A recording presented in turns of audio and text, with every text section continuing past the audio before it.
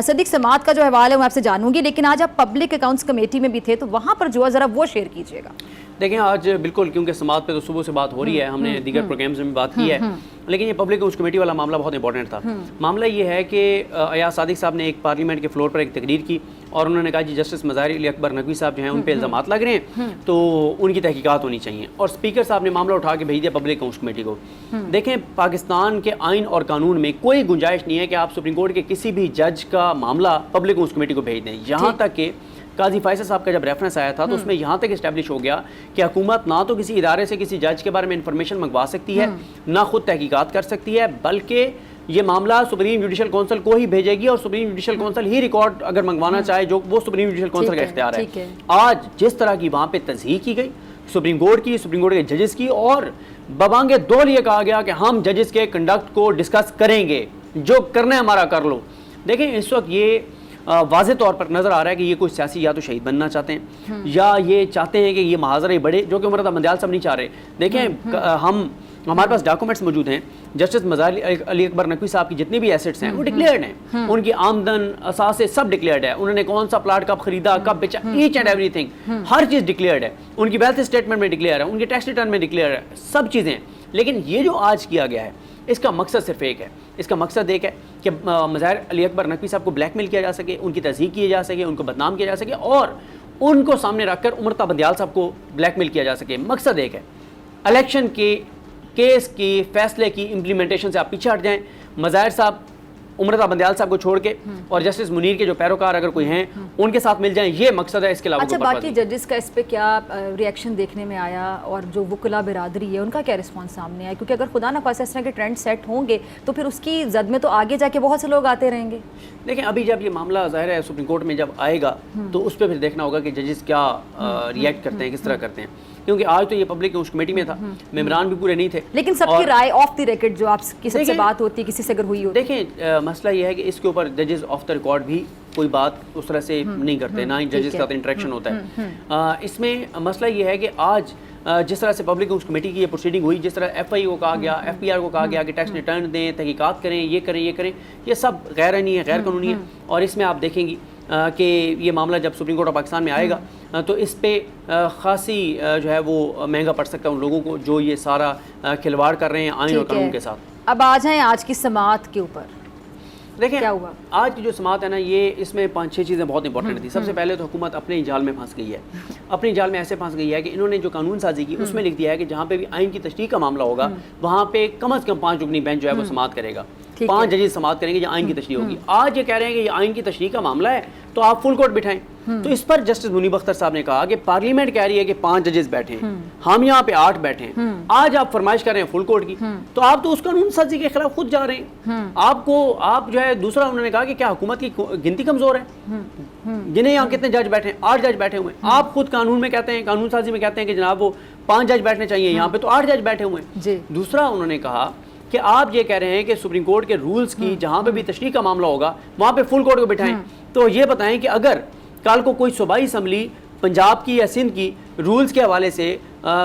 جو کنڈکٹ ہے، جو طریقہ کار ہے ہائی کورٹ کا، چاہے وہ پنجاب کی یا سندھ کی، اس کی جو تشریح کا اس کے اوپر قانون سازی کریں گے، کیا وہاں پہ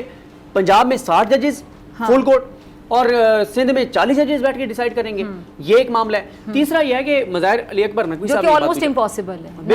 ناممکن ہے۔ پھر تیسرا جو مظاہر علی اکبر نقوی صاحب نے پوچھا کہ یہ بتائیں کہ آپ یہ اس طرح کی قانون سازی پہلے کبھی پارلیمنٹ نے کی ہے؟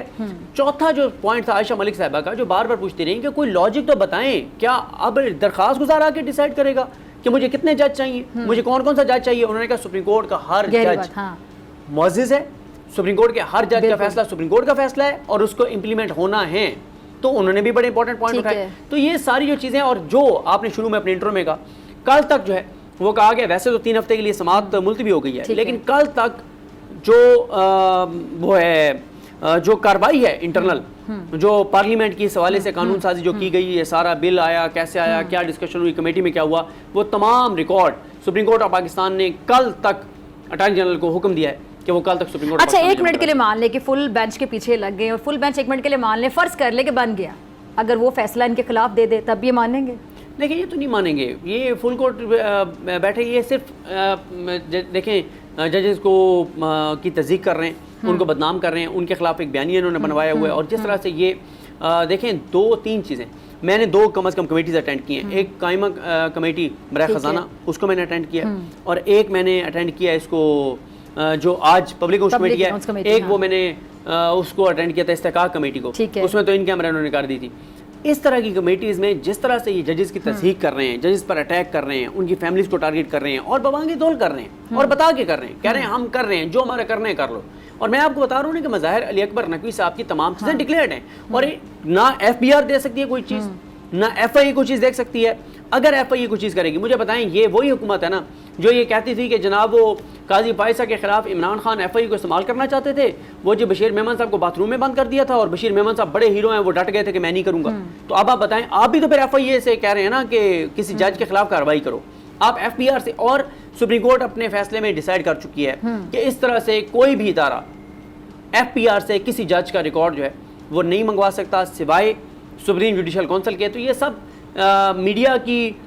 کے اوپر پروپیگنڈے کے لیے، عوام میں ایک پروپیگنڈے کے لیے، ایک ججز کی تصحیح کے لیے، ان کے خلاف ایک نیگیٹو مہم کے لیے یہ سارا کچھ کر رہے ہیں. جو ریکارڈ انہوں نے جمع کروانا ہے پارلیمانی کارروائی کا، وہ نظر آ رہا ہے جمع کروائیں گے، وہ یہ جمع کروانا نہیں چاہ رہے ہیں، دوسروں کے ریکارڈ ہی منگوا رہے ہیں. دیکھیں وہ ان کو کرانا پڑے گا جمع. اگر یہ نہیں کرائیں گے نا تو ان کے لیے بڑی مشکلات ہو جائیں گی، اس لیے کہ یہ سپریم کورٹ کے 8 رکنی بینچ کا جوڈیشل آرڈر ہے، اور 8 رکنی بینچ کے جوڈیشل آرڈر کو تو اس میں اس کو جو نہیں مان رہے، بظاہر آثار نظر آ رہے ہیں کہ نہیں مانیں گے، تو اس میں کیا وقت ضائع کر رہے ہیں اپنا؟ دیکھیں یہ ایک لڑائی یہ چاہ رہے ہیں کہ ایک تصادم ہو، کہ ان کو کروانا ہوگا نا، یہ ان کو کرانا پڑے گا. یہ کرائیں گے، بڑے اچھے بچے بن کے تابعدار بن کے کرائیں گے، آپ دیکھیے گا. تو پھر ابھی کیا کر رہے ہیں؟ ابھی یہ مطلب ٹائم گین کر رہے ہیں، کیا کر رہے ہیں، کیا ٹیکٹک ہے، کیا ثابت کیا کرنا چاہ رہے ہیں؟ دیکھیں ان کا مسئلہ کیا ہے، انہوں نے پارلیمنٹ میں کچھ اور کہتے ہیں، سپریم کورٹ میں کچھ اور کہتے ہیں. دیکھیں انہوں نے آج صبح تک جو ذرائع سے خبریں دی، جو ہم نے بھی خبر بریک کی، انہوں نے کہا ہم کسی صورت پارلیمانی پروسیڈنگ کا ریکارڈ نہیں دیں گے، پارلیمنٹ کے پروسیڈنگ کا ریکارڈ نہیں دیں گے. بالکل صاف منع کر دیا، ٹھیک ہے. لیکن سپریم کورٹ میں کیا کہا ہے کہ سر وہ آج آ جائے گا، کل جمع کروا دیں گے. سپریم کورٹ میں تو یہ بات نہیں کہی کہ جی جمع نہیں کروائیں گے، نہیں دیتے، جو کرنا ہے کر لو. وہاں کہتے ہیں جو کرنا ہے کر لو. تو دو بیانات سے ان کا اپنا امیج خراب نہیں ہو رہا؟ ان کا امیج ہے کون سا جو ان کا خراب ہوگا؟ یہ امیج کی خرابی میں اس نہج پہ چلے گئے کہ اس سے نیچے کوئی گر نہیں سکتا بدنامی میں، ان کو کوئی مسئلہ نہیں. اچھا آخر میں جاننا چاہوں گی، یہ جس طرح کہہ رہے ہیں کہ ہم فیصلے کو نہیں مانتے، ابھی بھی وہ 4-3 والی بحث سے باہر نہیں نکل رہے ہیں، تو یہ عام عوام کے لیے کیا ایک تاثر دیا جا رہا ہے، کیا ایک ٹرینڈ سیٹ کیا جا رہا ہے، کیا ایک میسج یا پیغام دیا جا رہا ہے کہ کل کو تو کوئی بھی اٹھ کے کہے گا کہ ہم بھی فیصلوں کو نہیں مانتے؟ دیکھیں یہ کر رہے ہیں، یہ طے شدہ ایک منصوبے کے تحت سپریم کورٹ سے لے کے اور ہائی کورٹس تک ان کے فیصلوں کو وائلیٹ کر رہے ہیں. یہ تو عدلیہ کے خلاف ایک بڑی سازش ہے صدیق جان. بالکل ایسے ہے، تو اس پہ کس نے، آپ نے اور میں نے تو نہیں دیکھنا نا، عدلیہ نے خود نے دیکھنا ہے. ہم اور آپ تو یہ بتا ہی سکتے ہیں نا عوامی احساسات، جذبات یا عوام کے اندر کیا ہے، یہ چیزیں کیا آپ اور میں ڈسکس کریں تو ججز کو نہیں پتا. کھڑا تو انہوں نے ہونا ہے نا اپنے پاؤں پہ، ہم تو ساتھ کھڑے ہیں. اگر آپ کو یہ ویڈیو پسند آئی تو سبسکرائب کریں اور بیل آئیکن پر کلک کریں. ہوائے نفس کی ہے حکمرانی، لٹیرا کر رہا ہے پاسبانی. بول نیوز کے مارکیٹنگ ہیڈ آکاش رام تاحال لاپتہ، تفتیشی ادارے جواب دینے سے قاصر، اہل خانہ پریشان، بیٹے کی جدائی میں ماں غم سے نڈھال. جو بچو ہندو پر آئے تھے جو کو پاکستانی، مجھے مہربانی کرے پنجو آکاش واپس کयो. امریکی سینٹ میں کانگریس مین کی آکاش رام کے اغوا کے خلاف پرزور مذمت. And I, of course, have been concerned about some of the terrible disappearances, some of the abuses of human rights in Pakistan. United nation نے بھی آکاش رام کی بازیابی کے لیے مؤثر اقدامات اٹھانے کا عندیہ دے دیا. عالمی صحافتی تنظیم اور انسانی حقوق کی عالمی تنظیموں کی بھی آکاش رام کے اغوا کی مذمت. اف کیا ظلم ہے، بول انصاف کا منتظر. سبسکرائب کریں اور بیل دبائیں تاکہ کوئی خبر رہ نہ جائے.